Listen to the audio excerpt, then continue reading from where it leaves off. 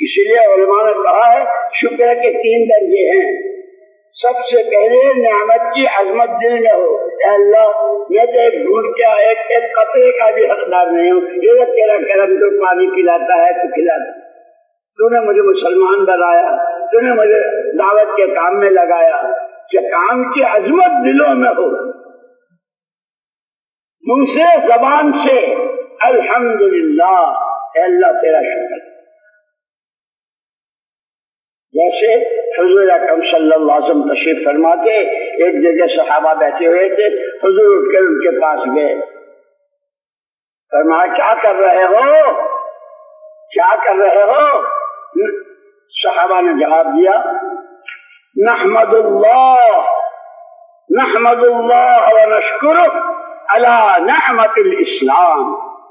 صدیوں کفر میں, شرک میں, جہالتوں میں ڈبکیاں کھاتے رہے, اللہ کی حمد و ثنا کر رہے ہیں کہ اس نے ہم کو ان تمام تاریکیوں, ظلمتوں, جہالتوں سے نکال کر اسلام کی شاہراہ پر ڈال دیا. اس لیے میں کہا کرتا ہوں کہ صحابہ کی پوری زندگی اس نعمت کی صحیح شکر گزاری میں, بھوک آئی تو اور پیاس آئی تو اور گرمی آئی تو اور دشمنوں کے تیروں کی بارش ہوئی تو جو کچھ ہوا ہمیں تو اللہ کا شکر ادا کرنا ہے, ہمیں تو اللہ کا شکر. یہ صحابہ کی سیرت میرے آپ کے لیے رہبری ہے, یہ خالی کتابیں پڑھ لینے کے لیے. تو اس پر میں عرض کر رہا تھا کہ صحابہ کیا کہہ رہا تھا میں, کچھ اللہ کو یہ چیز بہت پسند ہے, نعمت کی قدردانی, اور اس پر اللہ نعمت کو بڑھاتے.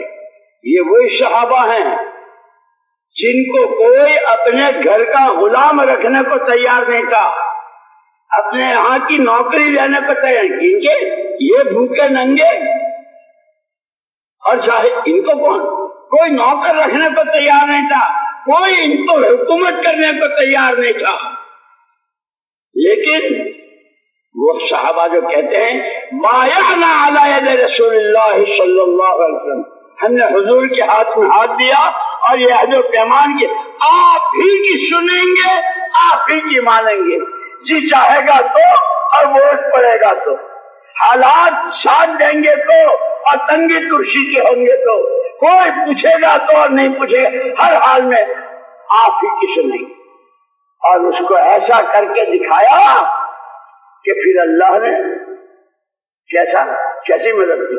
قل اللہم مالک الملک, قل اللہم مالک الملک تؤتی الملک من تشاء وتنزع الملک ممن تشاء وتعز من تشاء وتذل من تشاء بیدک الخیر انک علی کل شیء قدیر.